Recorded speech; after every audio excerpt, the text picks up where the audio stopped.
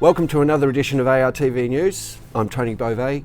In today's show, ARTV News, Annie the Musical, the Melbourne Shakespeare Company presents Othello, the Martin Grant exhibition, astrology symbols, and ARTV magazine with the new book, Perfectly Matched.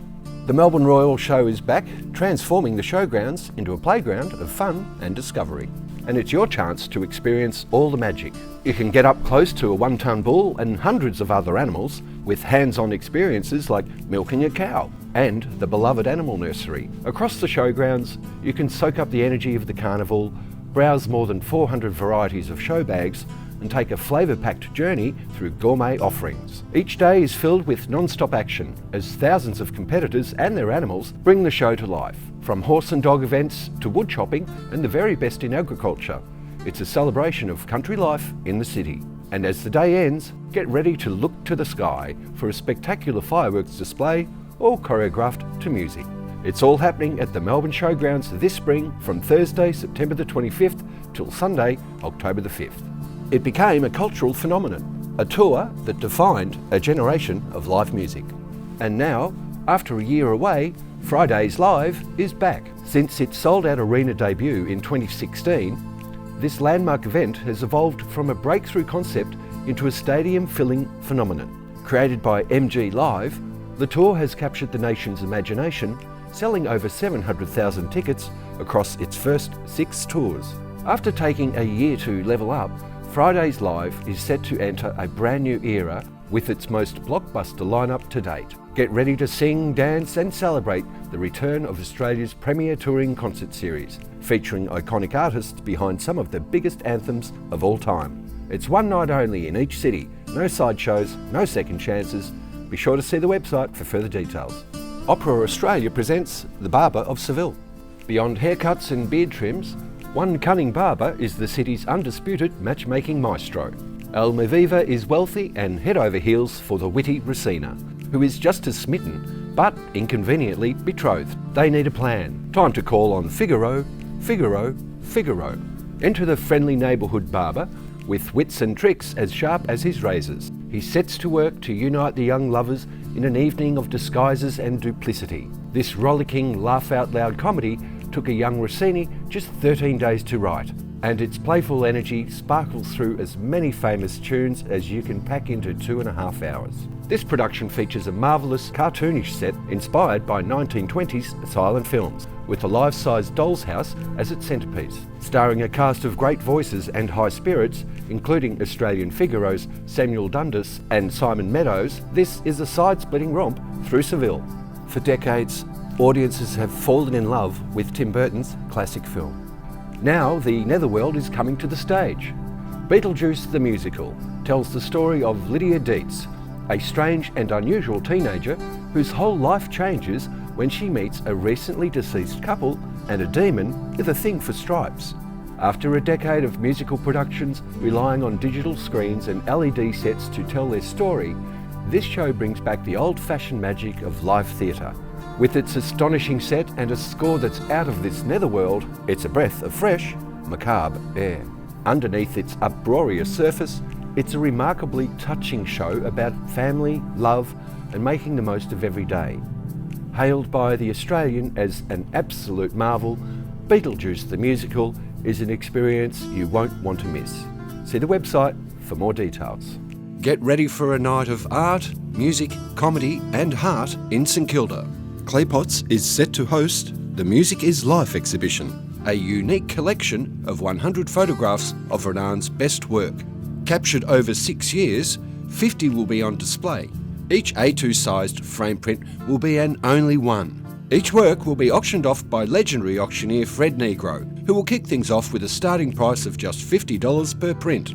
The evening will be more than just a bidding war, it's a celebration. The St Kilda Jazz Hounds, with their all-star lineup, will provide the soundtrack, so expect some serious jamming. Best of all, a portion of the proceeds will help fund a memorial for the late Wayne Mouse Thompson at the St Kilda Skate Park. Don't miss Renan Goxon's Music is Life exhibition and auction, September 25th at Claypots, St Kilda. Annie the Musical is a beloved tale about a little girl with a big voice. For generations, the beloved tale of a little orphan, Annie, captured hearts around the globe. And now, the legendary musical Annie has made its return to Melbourne's Princess Theatre for a strictly limited season. As a symbol of hope and optimism, this big musical has arrived just when we need it most. This timeless story follows the optimistic young orphan, Annie, as she navigates her hard-knock life in an orphanage run by the infamous Miss Hannigan. Through courage and cheerfulness, Annie escapes to find friendship, family, and hope in a brand new world.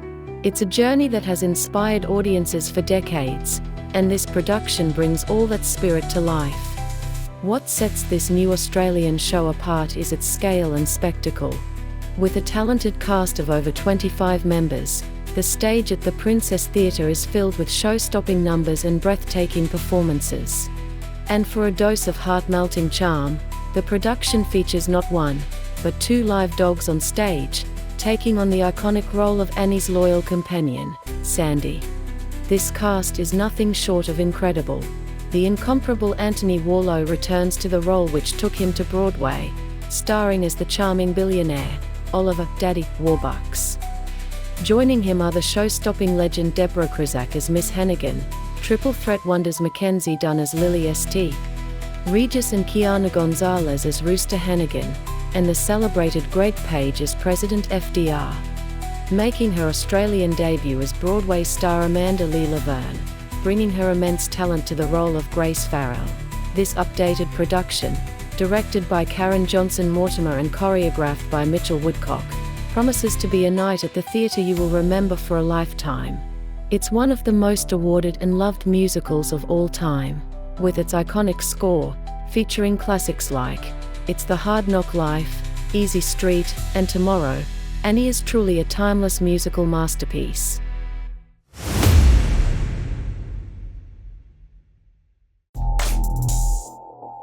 This month, a classic tragedy returns to the iconic 45 Downstairs. Following its sold-out seasons of King Lear and Hamlet, Melbourne Shakespeare Company presents a raw, visceral reimagining of Othello. This production, directed by the visionary theatre maker Tanya Gerstle, strips Shakespeare's tragedy back to its brutal emotional core. A tightly woven five-actor ensemble explores themes of jealousy, betrayal, and the devastating consequences of post-traumatic stress. The men are battle-scarred and broken. The women are collateral damage. Leading the cast is Christopher Kirby as Othello, alongside Dushan Phillips as Largo, Tanya Schneider as Desdemona, Lucy Ansell as Amelia, Bianca, and Matthew Filani completes the ensemble as Cassio and Lodovico. In a gripping 90-minute with no breaks, audiences will be drawn into a physically charged world where unspoken fears and suppressed desires erupt into devastating action.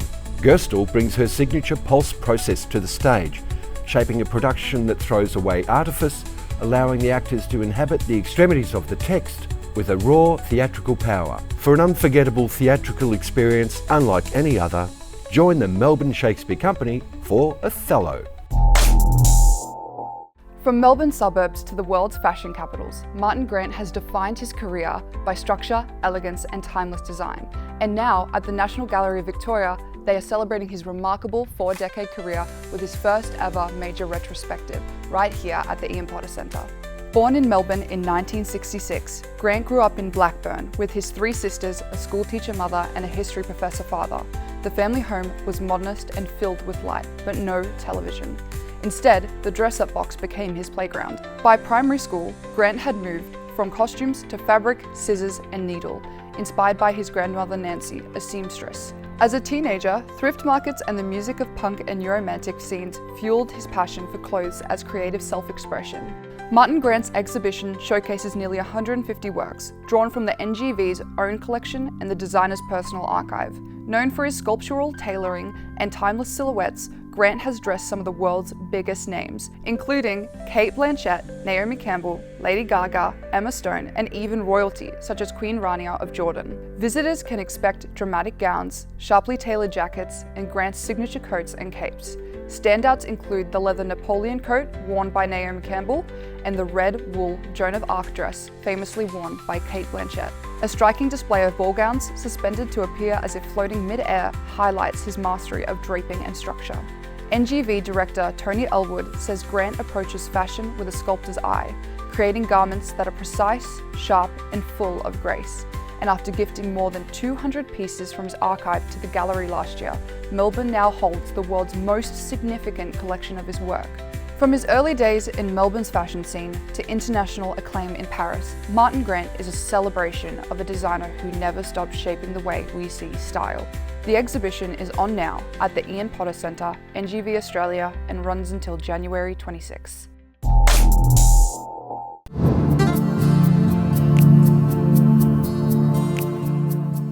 Symbols may not be at the front of our thoughts that often, but they have been a definitive source of communication since early mankind. Often, the association with a symbol was all early man needed. A sign representing an idea or an object was all it took to communicate. So it makes sense that symbols became a part of our universal language. Given the ancients' respect and values placed on the planets, it is not surprising that symbols were created to represent what were considered the heavenly bodies within the universe. From the confidence of Jupiter to the beauty of Venus, each planet has been given its own symbolic meaning. The fact that the ancients introduced astrology symbols as part of our universal language so many years ago makes perfect sense. The amount of respect given to the stars since man first arrived has never been and will never be equal. Astrology symbols represent a variety of characteristics and influences from each of the signs. From the confidence of the Aries ram to the balance of Libra's scales, each sign has its own symbol for a purpose. The symbol for Aries is the ram. The ram as a symbol represents the horns of a ram. It signifies a head-on approach to life, and the ram reflects leadership, confidence, drive, and courage. The symbol for Taurus is the bull. The bull as a symbol represents the head and the horns of a bull. It signifies a sturdy approach to life. The bull reflects strength, power, stamina, and resolution. The symbol for Gemini is the twins. The twins as a symbol shows two lines joined together. The twins reflect intellect, creativity, interaction, adaptability, and liberty. The symbol for Cancer is the crab. The crab as a symbol represents self-preservation. The crab reflects complexity, sensitivity, support, durability, and emotion. The symbol for Leo is the lion. The lion as a symbol represents the mane of the lion. The lion reflects leadership, nobility, strength, courage, and pride. The symbol for Virgo is the virgin. The virgin as a symbol represents the sexual organs with an inward tail closing off entry. The virgin reflects practicality, perfectionism, truth, dignity, and composure. The symbol for Libra is the scales. The scales as a symbol represents a setting sun balanced between night and day. And the scales reflect harmony, partnerships, fairness, popularity, and beauty. The symbol for Scorpio is the scorpion. The scorpion as a symbol represents the male sexual organs with an upturned tail striving for a higher calling to action. And the scorpion reflects intensity, inspiration, assertiveness, and purpose.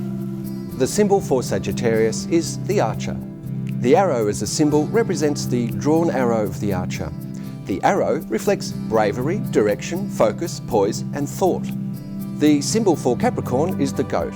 The goat as a symbol represents the beard of the goat, as in the V, and the tail of a fish. The goat reflects leadership, practicality, patience, truth, and pride.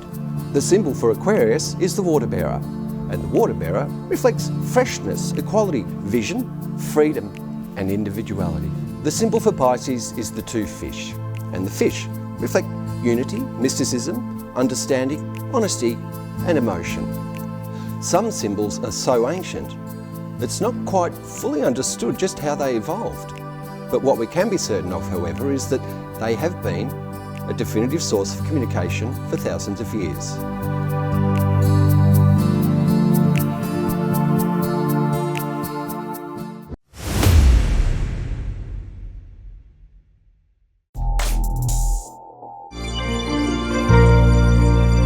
Perfectly Matched follows the exhilarating adventures of much-loved Australian author Rachel Jane Cassidy as she travels the world looking for the answers to the age-old question of finding the one. Perfectly Matched is a collection of uplifting, heartwarming stories woven together during her journey, from Europe's largest matchmaking festival in Ireland to exotic romance cities like Paris and Monaco.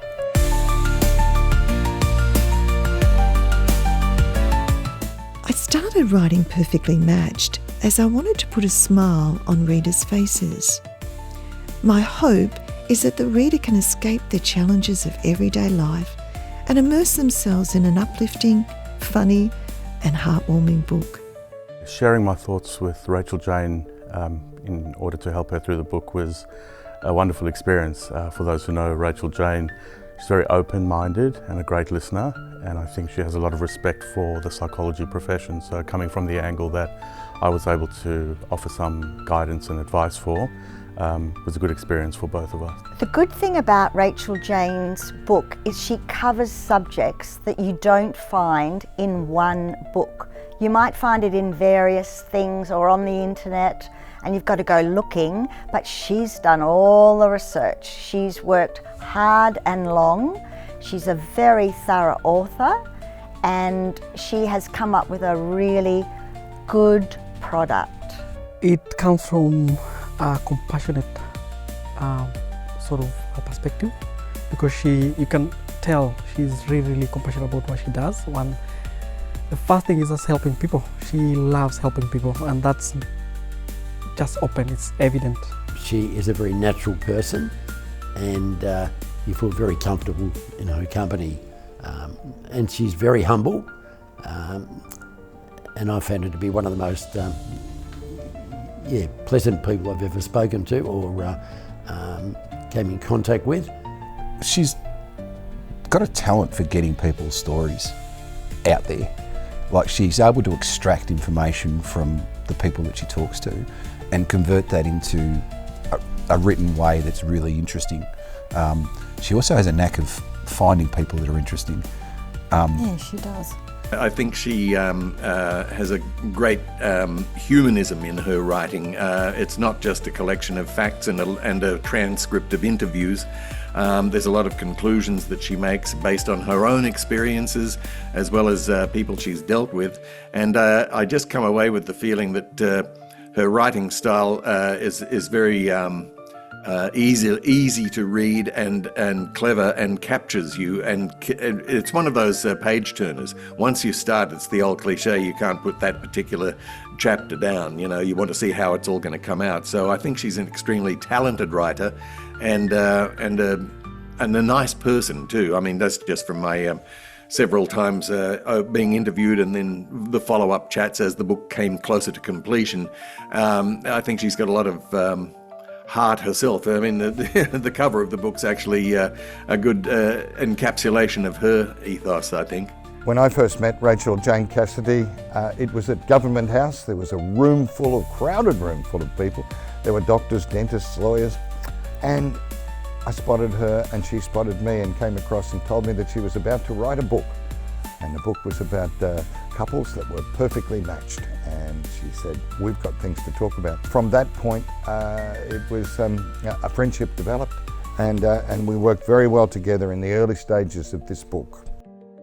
I travelled the world meeting matchmakers from Ireland, London, Monaco and beyond. I attended the largest matchmaking festival in Europe, which is in Lisdoonvarna, where I met some of the most hopeful singles I've ever encountered. They were flirting with romance on every corner. I think I left scuff marks on the shoes of third-generation matchmaker Willie Daly as I chased him around for our interview, which he'd actually forgotten was about to take place. Beverly reminisces about her enormously talented sister, Judith Durham the Seekers, who gave her last interview to Rachel Jane before she passed away, disclosing her heartwarming love story with Ron Edgeworth. She was always very complimentary about Rachel Jane and always said that she was always very careful to take into account exactly what Judy wanted to be put into the book. And but she did, she was saying how well it was going and that she hoped that she was going to be around for the launch, which sadly, as we know, she won't be. But no, she was very impressed with all her interactions with Rachel Jane is how I remember it. Many others opened to their own experiences, talking about their feelings and journeys, revealing even though they're all different, they found the path to happiness. If I could describe my relationship with Peter, it would be loving, comfortable and reliable. Yeah, it's been very rewarding. Areas that I'm weak at, Gillian's very good at. And when you put those things together, it makes a better relationship. The intrinsic story started out actually as a love story. It is our love story. When we first really met, the internal feeling was very different to a general feeling that you would meet when you see people. So it was a very deep connection for me as well. So when I read John's story, it got me all emotional. I'm like, how did Rachel Jane get this fella of mine to open up like he did? It was just, wow. I was like crying my eyes out when I first read it because I'm like, oh, he's so, I mean, I know he's beautiful, but he doesn't usually open up to strangers. But Rachel Jane had the skills to draw everything out of this gorgeous guy, so it's beautiful. I think everyone has a different approach. Everyone meets people differently, but essentially the elements of a long-lasting relationship all have similarities. Trust, perseverance, kindness, loyalty, all those things that we all know about. So I think a book perfectly matched will kind of define how people would have seen matchmaking.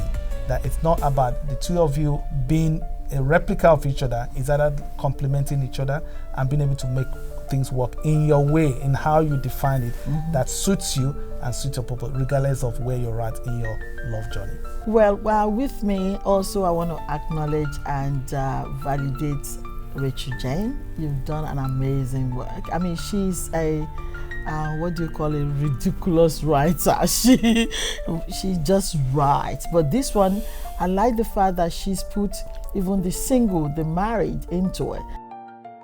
Over many years, thoughtful matchmakers have mentored me, providing valuable insights and wisdom. This, combined with years of in-depth research and interviews with psychologists, singles, couples, contestants from television reality shows, high-profile celebrities and everyday people, draws from a collection of raw and deeply personal revelations.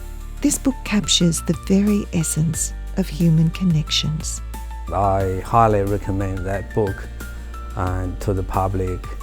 I believe investment to read the book will definitely enhance our family relationship, and then probably will help in us making less mistakes. Rachel Jane's book is really important, not only to a young person looking to enter into a relationship, but people who have had mature relationships and for whatever reason want to reach out to a new relationship. And life experiences is that if you're stuck in a long-term relationship, you tend to lose sight of a lot of things, and this book here is able to be of great assistance to people wanting to get back into the dating game. Because she comes from the heart. Rachel Jane is a very sensitive, astute, caring, loving woman, and I would say she's got a message to give, and that means she's in touch with who she is. What excites me about the project is really human beings being able to see other human beings in a much more realistic light.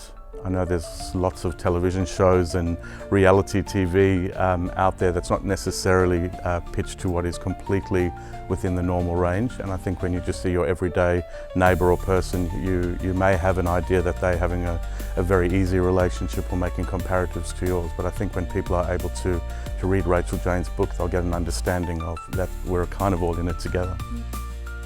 To find out more about Perfectly Matched, visit the website racheljanecassidy.com.au.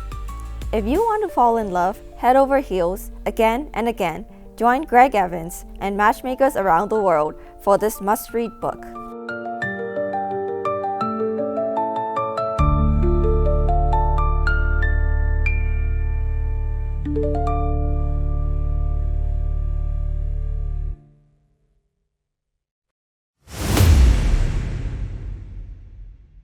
Well, that's all for today's show.